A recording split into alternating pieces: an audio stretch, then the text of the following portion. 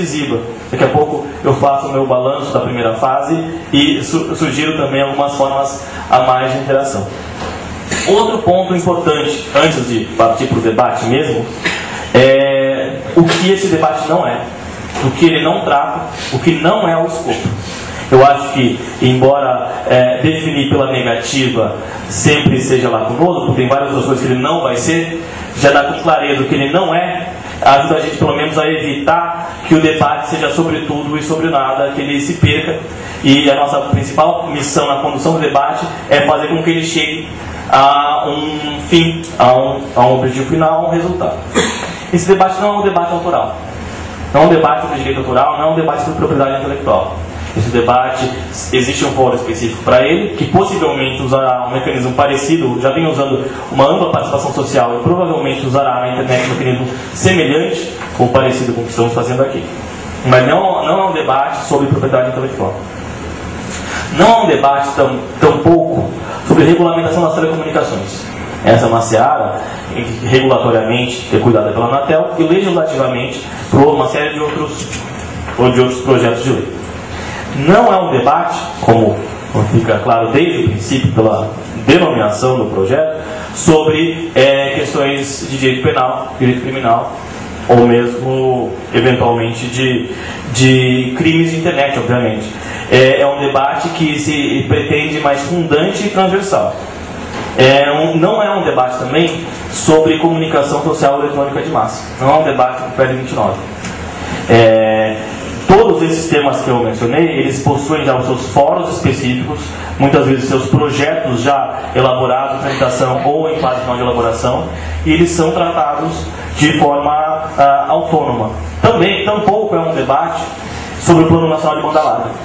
Também é outra arena, outro aspecto. No entanto, esse debate dialoga com todos esses e com outros tantos debates relativos à tecnologia no país. O que nós defendemos, como foi apontado, foi definir com clareza. É um debate, sobretudo, sobre direito civil, um debate sobre as responsabilidades, sobre direitos e responsabilidades, garantias, direitos e responsabilidades. Então, nós queremos muito mais discutir o papel de cada usuário, a responsabilidade de cada usuário da internet, do que sobre a internet em si. Nós temos, ao final, um segundo eixo, um terceiro eixo, na verdade, que ele trata das diretrizes da ação governamental. Nesse caso, o enfoque ele é um pouco diferente. Esse enfoque ele parte da seguinte constatação. Nós temos uma Política Nacional de Informática que data de 1984.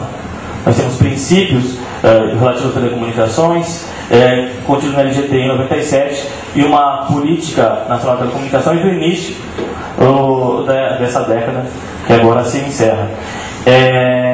E nós não temos, de uma forma consolidada e cristalizada em nível legal, princípios diretrizes com relação à internet. Esse pode ser um momento, e o convite da sociedade também é esse, de atualizar quais são esses valores fundantes, essas diretrizes, esses caminhos, esses rumos que devem ser tomados pelas políticas públicas na área de tecnologia. Então esse é um subproduto, é um outro enfoque do debate que imagino também seja do interesse de vocês.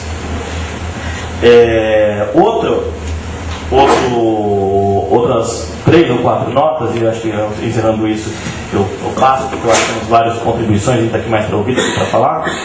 A primeira é a seguinte: um cuidado que nós tivemos foi tentar não focar em tecnologias. E se em algum momento vocês acharem que a Minuta está focando exageradamente em tecnologias, por favor, apresentem suas sugestões. Isso pelo seguinte: tecnologias ficam ultrapassadas e são datadas. Eu estava relendo um projeto de lei do início dos anos 90, no qual ele mencionava que o meio eletrônico era um disquete ou outro equipamento análogo. Eu me pergunto quem de vocês, a última vez que vocês viram, não vou perguntar nem quando usaram, mas que vocês viram um disquete. Então, regulamentar pela tecnologia é sempre um problema, e ainda mais no nível legal.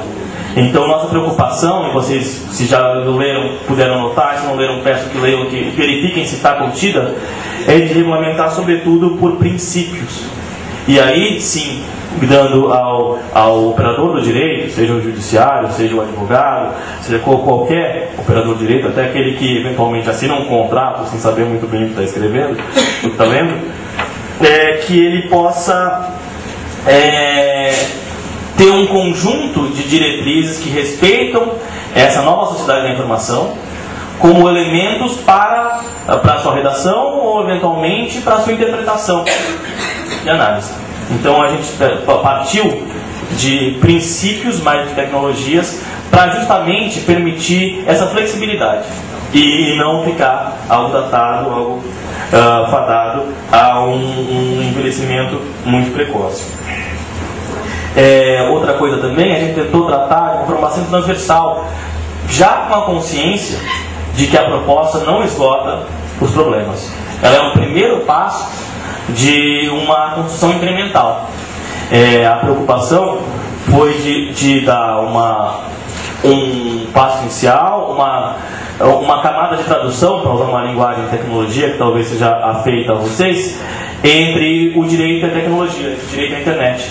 Então, permitir que um primeiro protocolo se estabelecesse de direitos, de princípios de regulamentações e que, eventualmente, em cima desse protocolo, outras tantas regulamentações que, eventualmente, sejam necessárias possam ser implementadas, mas a partir de premissas e de valores comuns, evitando que a regulamentação ela seja díspara e, portanto, seja ou impraticável ou acabe com várias das vantagens que a internet traz. E uma última nota sobre o pretenso resultado final, eu acho que é fundamental a gente mostrar que o que a gente quer, e a nossa função como mediador desse debate, é buscar uma ponderação entre os diversos valores e interesses em conflito, todos legítimos, todos constitucionais, todos apresentados com clareza pela sociedade. A nossa função é justamente buscar e aumentar as vozes participando do debate, aumentar os argumentos, a melhor ferramenta, e aumentar a transparência, sobretudo. A melhor ferramenta que nós temos para isso é buscar esse denominador comum entre os diversos interesses sociais, para que a gente possa chegar a uma visão ponderada. E aí eu encerro refazendo o convite à participação e fazendo um balanço da primeira fase.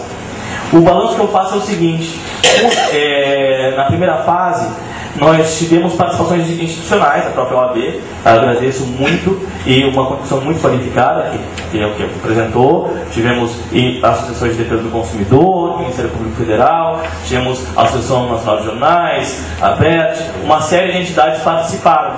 Mas, até pelo fato do processo ser experimental, essa participação institucional, ela costuma vir no último momento. Ela costuma vir como ainda numa lógica de consulta pública, no qual cada entidade, ou cada pessoa, ou cada grupo, ele quer sempre ser aquele, como advogado, que dá a palavra final, aquele que dá a réplica. E o fundamental para que uma réplica possa acontecer, ou para que inúmeras réplicas possam acontecer, é que exista uma proposição, que exista uma inicial, que exista uma contestação. O convite que nós temos à participação, e eu sei que isso é algo que não faz parte da nossa natureza da atividade jurídica ou da atividade institucional, e aí a provocação e o convite, é que participe ativamente de um debate. O processo, ele é muito mais um diálogo do que um litígio. Ele é muito mais uma construção coletiva do que um conflito de ideias e uma defesa de teses. E para que isso efetivamente se coloque, o que eu peço a vocês, na medida do possível, das instituições, das suas atividades profissionais, é que participem do debate desde já. Porque o que a gente pode perceber nessa segunda fase como o Felipe bem apontou, nossa ideia já é dar alguns passos e dar transparência a esses passos à medida que eles ocorrerem, é que naqueles temas em que um debate já se consolidou, foi muito possível ver os posicionamentos, ver os argumentos relativos e já pensar numa evolução do processo e em novas redações. Se todo mundo deixa tudo para a última hora, como é sempre, a gente perde uma das grandes qualidades desse processo, que é a construção incremental e colaborativa. Então, meu apelo a vocês, e antes disso, e assim que eu terminando eu passo a palavra, é que participem do processo, que percebam que é uma inovação, percebam que é experimental, e percebam também que participar desse debate, aceitando essa experimentação, pode trazer ainda mais ganhos para os senhores e para o processo. Até porque na nossa missão de ponderação, a ideia é ouvir o máximo de vozes e ir indicando os caminhos que essas vozes apontam. As vozes que chegarem muito depois, obviamente serão ouvidas, obviamente serão consideradas, mas não terão sido adequadamente debatidas, rebatidas e posicionadas. Então elas tendem a se enfraquecer. Minha sugestão para fortalecimento do debate e das diversas posições é que elas se apresentem com seus argumentos, com seus dados fáticos, e que elas fomentem o debate também nas suas áreas, nas suas instituições, para que a gente possa realmente ter uma visão e uma proposta legislativa que reflita o melhor das soluções diante desses vários conflitos de interesse. Muito obrigado. Qual é a pedra raiz do Estado brasileiro, da Constituição Federal? É a dignidade da pessoa humana. Então aí nós temos um valor de vida, um valor para ser extraído para todas as experiências no artigo 1º da nossa Carta. E no artigo 5º nós temos o direito à privacidade e a liberdade de expressão. E como faremos esse break balance? Será que realmente o valor que devemos buscar será o da sociedade em ter acesso irrestrito ao conteúdo, para que depois possamos tirá-lo através de uma ordem judicial? Seria prestigiar a liberdade de expressão de uma forma ampla sobre o direito fundamental da pedra do Estado, que se apresenta pela primeira vez na história das constituições, que é a dignidade da pessoa humana, que na Europa se fala na dignidade da pessoa humana, na sociedade da informação, não é, Dr. Paulo Grande? Seja muito bem-vindo.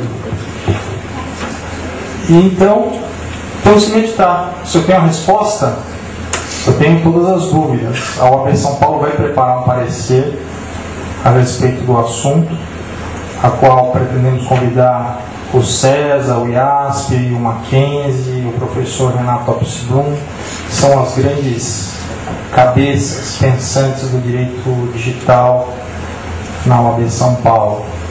Eu realmente não tenho todas as respostas. O vigilantismo, que se procura evitar, ele é uma tendência mundial se nós formos a verificar o combate à sonegação fiscal no mundo, na Europa, no Chile, na Argentina, quando o cidadão é chamado para vigiar o próprio fisco e os próprios contribuintes, o Estado, cidadão, arrecadador, fiscal. Nota fiscal paulista, onde o fisco descobriu que sem o cidadão ele não pode fiscalizar a nota fiscal pelos meios eletrônicos. Então o contribuinte ele vai até o site da Secretaria da Fazenda, ele lança a sua conta na internet, para que se verifique se aquela conta que também foi lançada pelo contribuinte corresponde à verdade do fato gerador do tributo. Ou seja, o contribuinte, nos casos o cidadão brasileiro, para a proteção da dignidade da pessoa